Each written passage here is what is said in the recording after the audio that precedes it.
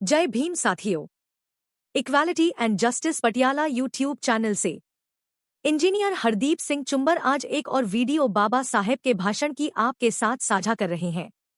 10 मार्च 1946 गरुड़ पत्रिका में छपा बाबा साहेब का भाषण, जिसका पेपर में शीर्षक रखा था, स्वराज्य के लिए मेरा बिल्कुल विरोध नहीं। हाँ, स्वराज्य में हमें भी हिस्सेदारी मिलनी चाहिए। आज की वीडियो में डॉक्टर B.R. अम्बेडकर एक महत्वपूर्ण भाषण है, जिसमें वह स्वराज के अपने विचार और अछूतों के लिए न्याय और हिस्सेदारी सुनिश्चित करने के महत्व पर जोर देते हैं। वह स्पष्ट करते हैं कि उनकी लड़ाई व्यक्तिगत नहीं, बल्कि महात्मा गांधी के साथ उनका विवाद समग्र समाज के उज्ज्वल भविष्य और उनके अधिकारों के लिए है। अम्बेडकर 1946 के आगामी चुनावों के महत्व पर बल देते हैं, क्योंकि ये चुनाव अछूतों को सरकारी पदों, शिक्षा और राजनीतिक सत्ता में प्रतिनिधित्व दिलाने का एक निर्णायक अवसर है। वह मतदाताओं से आग्रह करते हैं कि वे कांग्रेस पार्टी के उम्मीदवारों का समर्थन न करें, जिन्हें वह गुलाम मानते हैं, बल्कि अपने उम्मीदवार को वोट दें, जो बिना किसी लागलपेट के समाज की मांगों को उठा सके, और इस वोट को आत्मसम्मान और सुरक्षा के लिए एक संजीवनी मंत्र के रूप में देखें। अनुसूचित वर्ग को याद रखना चाहिए। बाबा साहेब डॉक्टर अम्बेडकर ने 1946 के चुनावों में कहा था कि कांग्रेस पार्टी के दलित उम्मीदवारों के वोट ना दें। बाबा साहेब उन्हें कांग्रेस पार्टी के गुलाम मानते हैं। आज भी भाजपा, कांग्रेस, आम आदमी पार्टी, अकाली दल जैसी सवर्ण समाज के नेतृत्व में पार्टियों से जितने ऐसी लोग जीतकर सांसद विधायक बनते हैं, वह सभी उनकी गुलामी करते हैं। इसी कारण से वह अपने समाज के लिए किसी काम के नहीं होते। बाबा साहेब की बात सभी को याद रखनी होगी। जय भीम साथियों। Equality and justice Patiala YouTube channel से मैं इंजीनियर हरदीप सिंह चुंबर आज एक और वीडियो बाबा साहेब के भाषण की आपके साथ साझा कर रहा हूं। दहीवडी, सातारा, दिनांक 15 फरवरी 1946 को भाषण देते हुए कहा, अध्यक्ष महोदय, भाइयों और बहनों, आज मैं यहां दिल्ली से करीब 1000 मील की यात्रा कर पहुंचा हूं। यह मौका उतना ही महत्वपूर्ण है।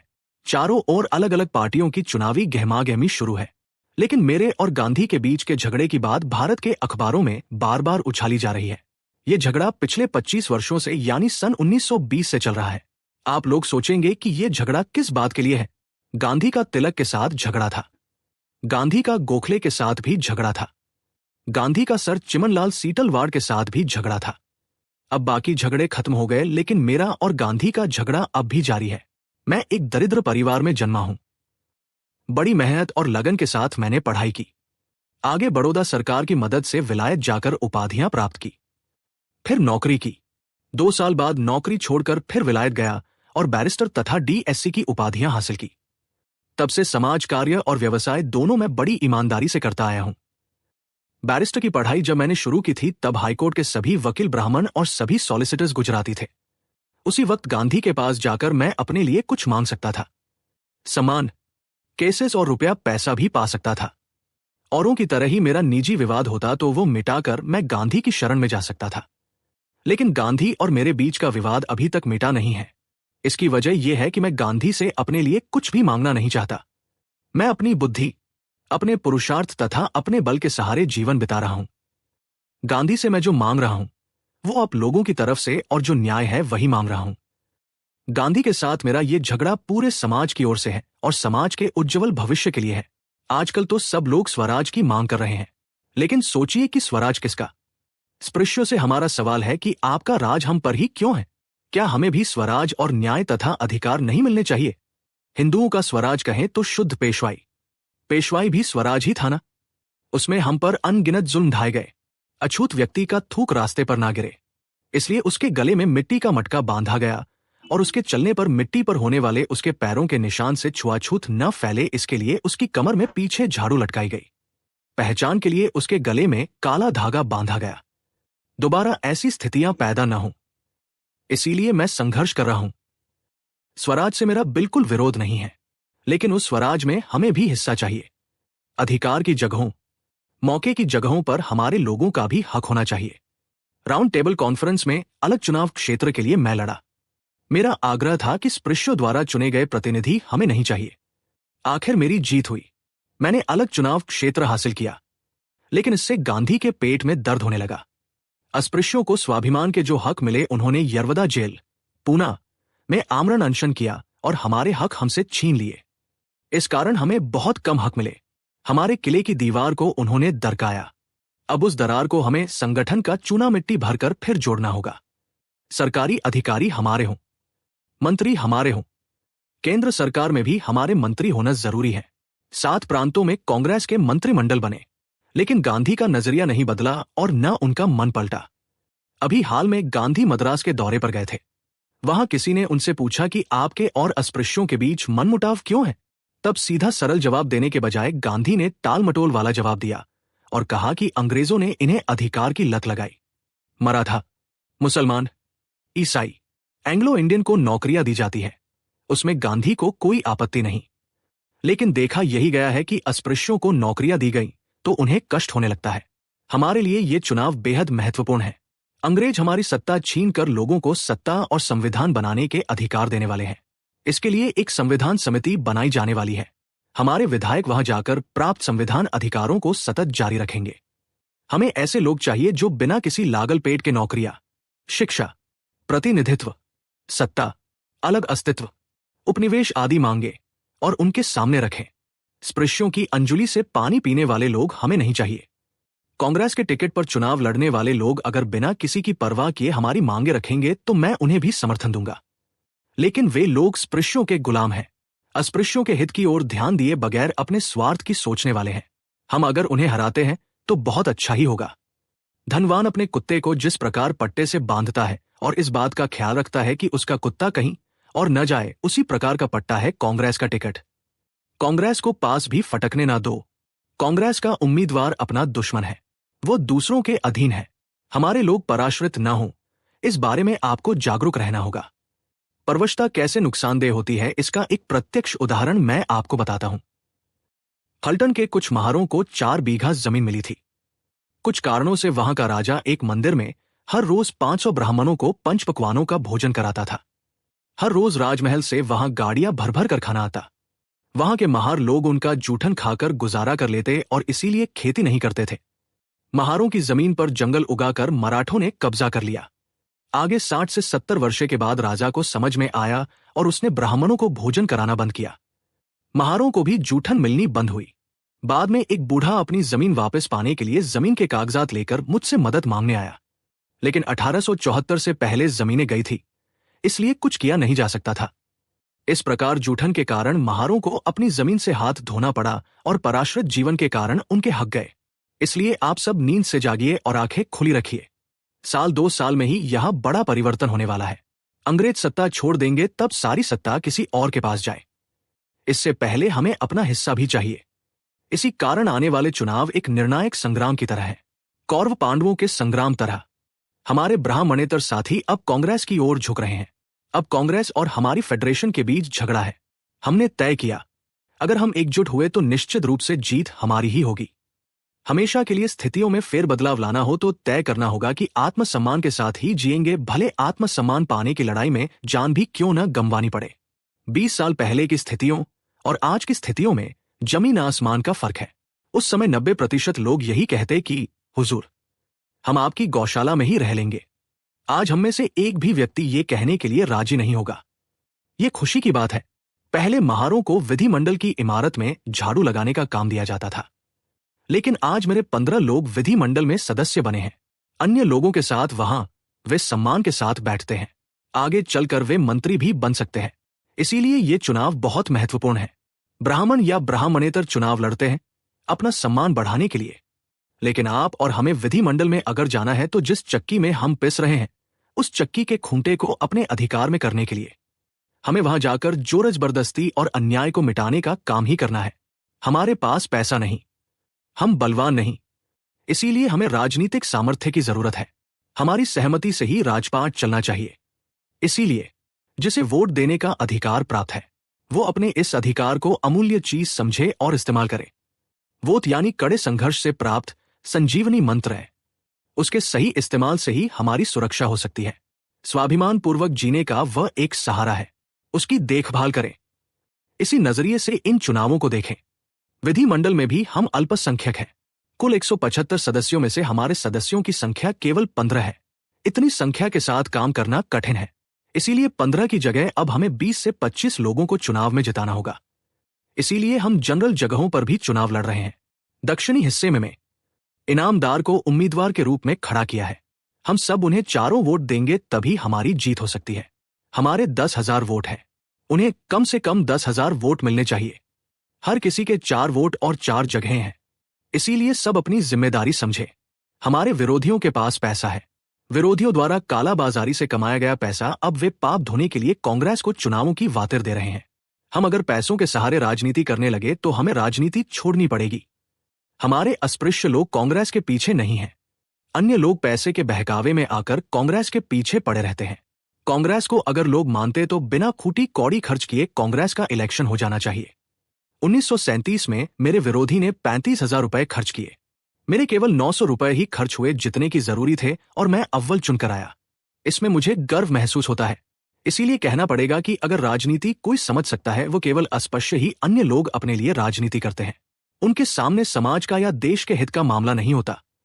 मैं पिछले 20 सालों से राजनीति काम कर रहा हूं तथा इस विषय का सूक्ष्मता से अध्ययन भी करता रहा हूं। मेरी राजनीति कभी विफल नहीं रही। राजनीति को अच्छी तरह से समझा और बूझा है। इसीलिए मेरी राजनीति सच्ची, ईमानदार और स्वाभाविक है। अन्य लोग पानी के किनारे खड़े रहकर कूद फांद कर केवल आनंद लेते हैं, उनके पास तजुर्बा नहीं। हमारी बात अलग है। इसीलिए आप सब जागरूक रहकर विरोधियों के किसी भी तरह के छलावे बहकावे में न आते हुए, उनकी धमकियों से न डरते हुए समाज के उद्धार का पवित्र कर्तव्य पूरा करें। अपने चारों मत अपने ही उम्मीदवार को दें। उसे बताएं कि जो कहना था वो कहकर मैंने अपना दायित्व निभाया है। मुझे उम्मीद है कि आप सब लोग अपना कर्तव्य पूरा करेंगे। स्वागत। आज हम एक बहुत ही महत्वपूर्ण दस्तावेज पर गहराई से बात कर रहे हैं। ये डॉक्टर भीमराव अंबेडकर के स्वशासन, न्याय और चुनावों पर दिए गए विचारों का एक अंश है, जो हमें सीधे 1946 के मतलब उस दौर में ले जाता है जब भारत की आज़ादी बस होने ही वाली थी। हाँ। स्रोत हमें उस समय के राजनीतिक माहौल में ले जाता है जहां आज़ादी यानी स्वराज की बातें तो जोरों पर हैं, लेकिन एक बुनियादी सवाल गूंज रहा है, ये स्वराज आखिर किसके लिए होगा? डॉक्टर अंबेडकर इसी सवाल को अपनी चर्चा के केंद्र में रखते हैं। बिल्कुल। तो आज हमारी कोशिश रहेगी अंबेडकर के उस नजरिए को समझने की कि वे आने वाले स्वराज में दलितों, जिन्हें स्रोत में अस्पृश्य कहा गया है, उनके लिए क्या ठोस हिस्सेदारी चाहते थे। महात्मा गांधी के साथ उनके गहरे मतभेद क्यों और कैसे बढ़े, और उस समय के चुनाव उनके और दलित समुदाय के भविष्य के लिए इतने निर्णायक क्यों थे। चलिए इस सोच को परत दर परत खोलते हैं। बिल्कुल। और ये स्रोत इसलिए भी खास है क्योंकि ये हमें डॉक्टर अंबेडकर की अपनी आवाज में, मतलब उनके तर्क, उनकी चिंताएं और उनकी मांगें सीधे तौर पर सुनने का मौका देता है। ये सिर्फ इतिहास का एक पन्ना नहीं, बल्कि सामाजिक न्याय और राजनीतिक प्रतिनिधित्व की लड़ाई पर एक बेहद शक्तिशाली दस्तावेज है, जिसके कई सवाल आज भी गूंजते हैं। हाँ, और चर्चा की शुरुआत ही होती है डॉक्टर अंबेडकर और महात्मा गांधी के बीच के उस टकराव से, जिसका जिक्र वो खुद करते हैं। वो साफ कहते हैं कि ये कोई आज की बात नहीं, बल्कि 25 साल पुराना यानी 1920 से चला आ रहा झगड़ा है। और सबसे अहम बात, वो जोर देकर कहते हैं कि ये कोई निजी लड़ाई नहीं है। सही है। वो बताते हैं कि कैसे उन्होंने अपनी मेहनत और बड़ौदा सरकार की मदद से विदेश जाकर पढ़ाई की, लेकिन गांधी जी से कभी अपने लिए कुछ नहीं मांगा। वो कहते हैं, गांधी से मैं जो मांग रहा हूं वो आप लोगों की तरफ से, और जो न्याय है वही मांग रहा हूं। अगर ये निजी होता तो उनके अनुसार वो गांधी की शरण में जाकर सम्मान, मुकदमा और पैसा सब पा सकते थे, लेकिन उनका संघर्ष समाज के उज्जवल भविष्य के लिए है। यहाँ ये समझना बहुत जरूरी है, मतलब कि अंबेडकर इस संघर्ष को किस तरह व्यक्तिगत दायरे से निकालकर पूरे दलित समुदाय के सामूहिक भविष्य और अधिकारों के प्रश्न से जोड़ रहे हैं। ये उनकी पूरी राजनीतिक सोच का आधार है। लड़ाई व्यक्तिगत लाभ के लिए नहीं, बल्कि सामाजिक न्याय और बराबरी के हक के लिए है। बिल्कुल। इसी कड़ी में वो राउंड टेबल कॉन्फ्रेंस की घटना का जिक्र करते हैं, कैसे उन्होंने वहां दलितों के लिए अलग निर्वाचन क्षेत्र, सेपरेट इलेक्टोरेट्स की मांग रखी और उसे मनवाया भी।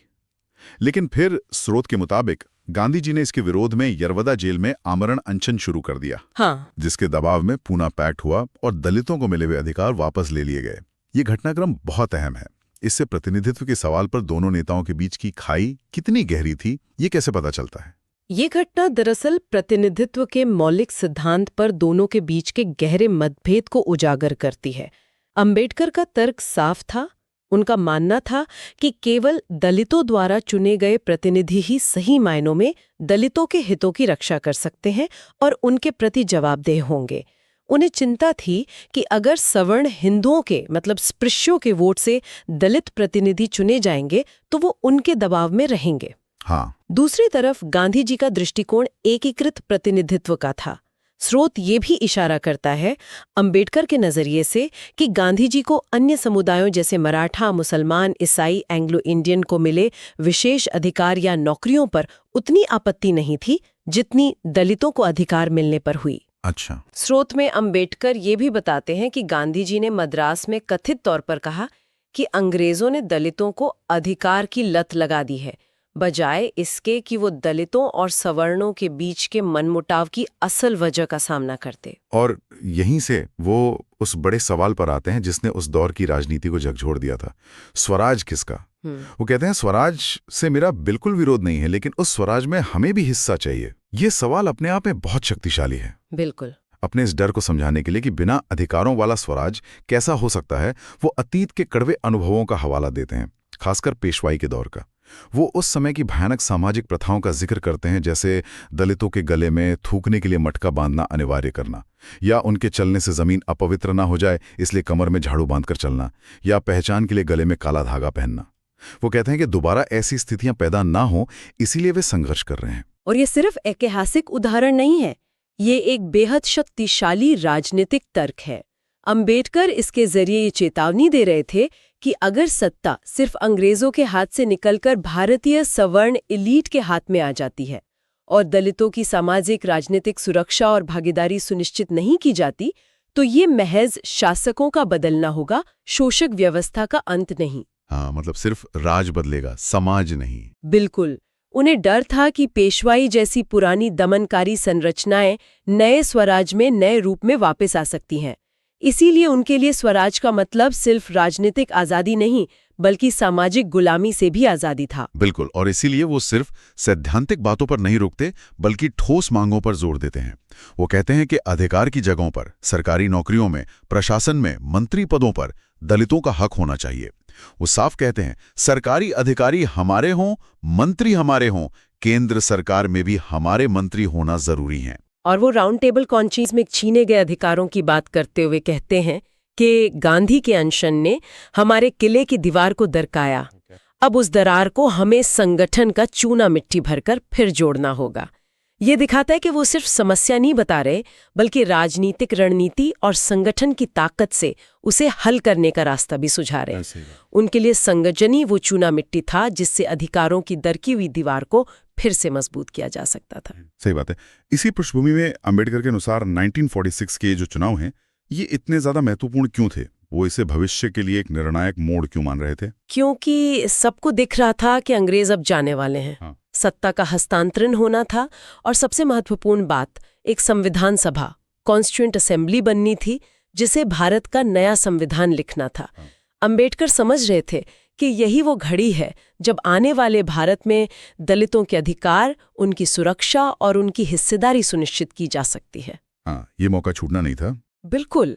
अगर इस मौके पर चूके तो शायद फिर सदियों तक ये मौका ना मिले। और इसलिए वो कहते हैं कि हमें विधानमंडल में ऐसे प्रतिनिधि भेजने हैं जो बिना किसी लाग लपेट के, बिना किसी डर के दलितों के लिए नौकरी, शिक्षा, राजनीतिक प्रतिनिधित्व, सत्ता में हिस्सेदारी और एक अलग सम्मानित अस्तित्व की मांग पुरजोर तरीके से उठा सकें। स्रोत में अंबेडकर कांग्रेस के टिकट पर चुने गए दलित प्रतिनिधियों की इतनी तीखी आलोचना क्यों करते हैं? उन्हें स्पृश्यों के गुलाम कहने के पीछे क्या तर्क है? उनका तर्क सीधा था कि जो प्रतिनिधि कांग्रेस के टिकट पर, यानी मुख्य रूप से सवर्ण वोटों के सहारे चुने जाते हैं, वे दलित हितों के प्रति उतने वफादार और जवाबदेह नहीं हो सकते। वो कांग्रेस के टिकट की तुलना उस पट्टे से करते हैं जो अमीर लोग अपने कुत्तों के गले में डालते हैं ताकि वो कहीं और न जा सके। अच्छा। उनका मानना था कि ऐसे प्रतिनिधि अपने निजी स्वार्थ साधने में ज्यादा लगे रहते हैं और दलित समाज की जरूरतों की अनदेखी करते हैं। यहाँ ये समझना जरूरी है कि अंबेडकर के लिए राजनीतिक शक्ति महज चुनाव जीतना नहीं था, ये सामाजिक न्याय हासिल करने का, समाज की संरचना को बदलने का सबसे कारगर औजार था। हाँ, और इसी संदर्भ में वो वोट के अधिकार को संजीवनी मंत्र कहते हैं। हाँ, वो कहते हैं कि ये अधिकार बड़े संघर्षों के बाद मिला है और इसका सही इस्तेमाल ही दलित समुदाय की सुरक्षा, उनका स्वाभिमान और उनका भविष्य तय करेगा। उनका मानना था कि दलितों को अपने हितों की रक्षा के लिए दूसरों पर निर्भर नहीं रहना चाहिए। उनकी एक बहुत महत्वपूर्ण पंक्ति है, हमारी सहमति से ही राजपाट चलना चाहिए। ये राजनीतिक स्वायत्तता और आत्मनिर्णय की मांग है। लेकिन वो अपनी संख्यात्मक कमजोरी की चुनौती को भी समझते थे। उस समय के बंबई विधिमंडल में कुल 175 सीटों में से दलितों के लिए आरक्षित केवल 15 सीटें थीं। तो उनकी रणनीति क्या थी? वो इस चुनौती को स्वीकार करते हुए कहते हैं कि हमें सिर्फ इन 15 सीटों पर ही नहीं रुकना है, बल्कि कम से कम 20-25 सीटें जीतने का लक्ष्य रखना होगा। इसके लिए वो सामान्य मतलब जनरल सीटों पर भी अपने उम्मीदवार खड़े करने की बात करते हैं।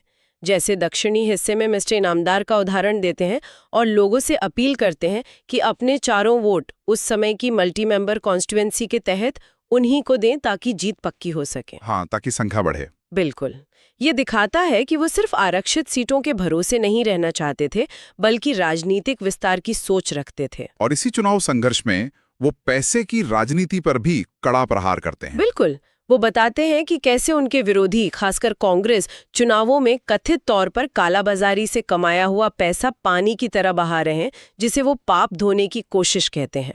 इसके विपरीत वो गर्व से अपने 1937 के चुनाव का उदाहरण देते हैं, जहां उनके विरोधी ने 35,000 रुपए खर्च किए, जबकि उन्होंने मात्र 900 रुपए खर्च करके शानदार जीत हासिल की। सिर्फ 900 रुपए में? उनका तर्क था कि अगर लोग वास्तव में कांग्रेस को मानते तो उन्हें जीतने के लिए इतना पैसा खर्च करने की जरूरत ही नहीं पड़नी चाहिए थी। ये उनकी नजर में नैतिक और अनैतिक राजनीति का फर्क था। सही है। राजनीति के साथ साथ वो सामाजिक आत्मनिर्भरता पर भी बहुत जोर देते हैं। इसके लिए वो फल्टन के महारों का एक दिलचस्प लेकिन दुखद उदाहरण देते हैं। हाँ, वो कहानी है ना? हाँ, वो बताते हैं कि कैसे फल्टन के महार समुदाय के लोग, जिन्हें राजा की तरफ से कुछ जमीन मिली हुई थी, उस पर खेती करने के बजाय राजा द्वारा ब्राह्मणों को खिलाए जाने वाले भोजन के जूठे टुकड़ों पर निर्भर हो गए। वो मेहनत करने के बजाय इस आसान रास्ते पर चल पड़े। और इसका नतीजा क्या हुआ? ये कहानी पराश्रित रहने के मतलब दूसरों पर निर्भर रहने के गहरे खतरों को उजागर करती है। स्रोत बताता है कि 60-70 साल बाद जब राजा ने ब्राह्मणों को भोजन कराना बंद कर दिया तो महारों को जूठन मिलनी भी बंद हो गई, और इस बीच उनकी जो जमीन थी उस पर भी मराठों ने कब्जा कर लिया था। जब एक बूढ़ा महार मदद मांगने अंबेडकर के पास आया तो उन्हें कहना पड़ा कि क्योंकि जमीन पर कब्जा 1874 से पहले हुआ था, कानूनन अब कुछ नहीं किया जा सकता। अंबेडकर इस कहानी का इस्तेमाल दलित समुदाय को जगाने के लिए करते हैं कि दूसरों के टुकड़ों पर पलने की मानसिकता छोड़ो, आत्मनिर्भर बनो, अपने अधिकारों के लिए सचेत रहो, खासकर तब जब देश में इतने बड़े बदलाव जैसे अंग्रेजों का जाना होने वाले हैं। वो सीधा आह्वान करते हैं, इसलिए आप सब नींद से जागिए और आंखें खुली रखिए। बिल्कुल, लेकिन वो सिर्फ चेतावनी ही नहीं देते बल्कि पिछले 20 सालों में आए सकारात्मक बदलाव को भी स्वीकार करते हैं। वो याद दिलाते हैं कि पहले जहां उनके अनुसार 90% दलित यही कहते थे कि हुजूर, हम तो आपकी गौशाला के कोने में ही रह लेंगे, वहीं अब स्थिति बदली है। अब दलित चुनाव लड़कर विधायक बन रहे हैं और उसी विधान मंडल में सम्मान के साथ बैठ रहे हैं जिसकी इमारत में पहले शायद उन्हें सिर्फ झाड़ू लगाने का काम मिलता था। हाँ, ये प्रगति दिखती है और वो इसे मानते भी हैं, लेकिन अंबेडकर के लिए ये मंजिल नहीं थी, ये महज एक पड़ाव था। उनका असली मकसद क्या था? वो कहते हैं कि दलितों को विधानमंडल में सिर्फ बैठने के लिए नहीं जाना है, बल्कि उस चक्की को बदलने के लिए जाना है जिसमें समाज पिस रहा है।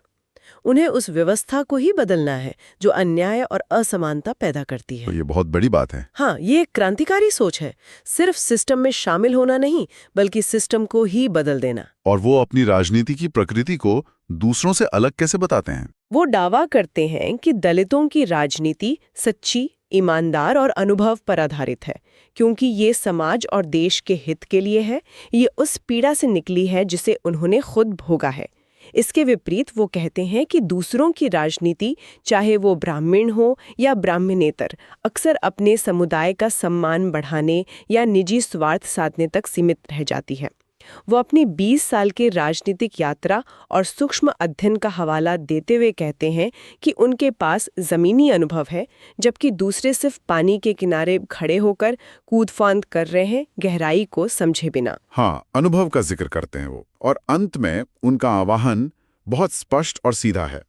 वो लोगों से कहते हैं कि जागरूक रहें, विरोधियों के झूठे प्रचार या बहकावे में ना आएं, उनकी धमकियों से ना डरें। सबसे जरूरी, एकजुट होकर अपने उम्मीदवारों को अपने सारे वोट दें और इस तरह समाज के उद्धार का जो पवित्र कर्तव्य है उसे पूरा करें। वो कहते हैं कि उन्होंने जो कहना था कह दिया, अपना फर्ज निभाया, अब लोगों को अपना कर्तव्य निभाना है। और इसी आह्वान में वो एक बहुत गंभीर बात जोड़ते हैं कि आत्मसम्मान के साथ जीने का निश्चय करना होगा, चाहे इस लड़ाई में जान ही क्यों ना चली जाए। ये दिखाता है कि उनके लिए ये लड़ाई सिर्फ राजनीतिक सीटों की नहीं, बल्कि मानवीय गरिमा और अस्तित्व की लड़ाई थी, जिसके लिए वो कोई भी कीमत चुकाने को तैयार थे और लोगों से भी उसी प्रतिबद्धता की अपेक्षा कर रहे थे। बिल्कुल। तो इस पूरी चर्चा से डॉक्टर अंबेडकर के विचारों के कई अहम पहलू उभर कर सामने आते हैं। पहला, उनके लिए स्वराज का मतलब सिर्फ अंग्रेजों से आज़ादी नहीं था, बल्कि एक ऐसे भारत का निर्माण था जहां दलितों को सामाजिक न्याय और सत्ता में बराबर की भागीदारी मिले, नौकरियों में, प्रशासन में, हर जगह। हाँ, ये बहुत साफ है। दूसरा, महात्मा गांधी के साथ उनका मतभेद सतही नहीं बल्कि गहरा और वैचारिक था, जिसका केंद्र बिंदु दलितों के राजनीतिक प्रतिनिधित्व का स्वरूप था कि क्या उन्हें अपनी आवाज उठाने के लिए अलग राजनीतिक पहचान और व्यवस्था मिलनी चाहिए या नहीं। सही। तीसरा, उन्होंने राजनीतिक शक्ति को, खासकर चुनावों और संगठित वोटिंग को, दलित समुदाय के उत्थान, सुरक्षा और स्वाभिमान हासिल करने के लिए एक अनिवार्य और सबसे शक्तिशाली साधन माना। और चौथा, आत्मनिर्भरता, चाहे वो आर्थिक हो या राजनीतिक, एकता और अपने अधिकारों के प्रति निरंतर जागरूकता, ये उनके संदेश का मूलाधार थे। उन्होंने वोट को यूं ही संजीवनी मंत्र नहीं कहा, बल्कि इसे समुदाय के भविष्य को गढ़ने वाले एक निर्णायक हथियार के रूप में देखा। यकीनन, और ये स्रोत हमें आज भी सोचने पर मजबूर करता है। 1946 में अंबेडकर जिस राजनीतिक प्रतिनिधित्व, सत्ता में वास्तविक हिस्सेदारी और सामाजिक व्यवस्था को बदलने की बात कर रहे थे, वो आज़ादी के इतने दशकों बाद कितनी जमीन पर उतर पाई है। क्या सत्ता और अधिकार सचमुच समाज के उन सभी वर्गों तक पहुंच पाए हैं, या फिर वो चक्की जिसे वो बदलना चाहते थे, उसका खूंटा अभी भी पूरी तरह सबके हाथ में नहीं आया है? ये कैसा सवाल है जिस पर आज भी मंथन जरूरी है। बिल्कुल बिल्कुल। ये थी डॉक्टर अंबेडकर के स्वराज, न्याय और चुनावों पर आधारित विचारों पर हमारी आज की गहन पड़ताल। उम्मीद है इसे सोचने के लिए कुछ नए बिंदु जरूर मिले होंगे। धन्यवाद साथियों, आपने वीडियो पूरा सुना। उम्मीद है आपकी जानकारी बढ़ी होगी। इसके आगे के और वीडियो में बात करेंगे। आप equality and justice Patiala YouTube channel के साथ जुड़े रहें। अगर आपको पसंद आए तो कृपया इसे लाइक, शेयर और कमेंट करें। हम रोजाना नॉलेज ऑफ कॉन्स्टिट्यूशन, संविधान का ज्ञान और बाबा साहेब के भाषणों पर वीडियो बनाकर चर्चा करते हैं। अगर चाहते हैं कि आपके भाई, बहन और मित्रों को भी संविधान का ज्ञान और बाबा साहेब के भाषणों का ज्ञान हो, तो कृपया इस वीडियो को उनके साथ साझा जरूर करें। आपके पास वीडियो पहुंचती रहे तो आप चैनल को सब्सक्राइब जरूर करें। अब हमें अनुमति दें। जय भीम, जय भारत, जय संविधान। Please take care your own self.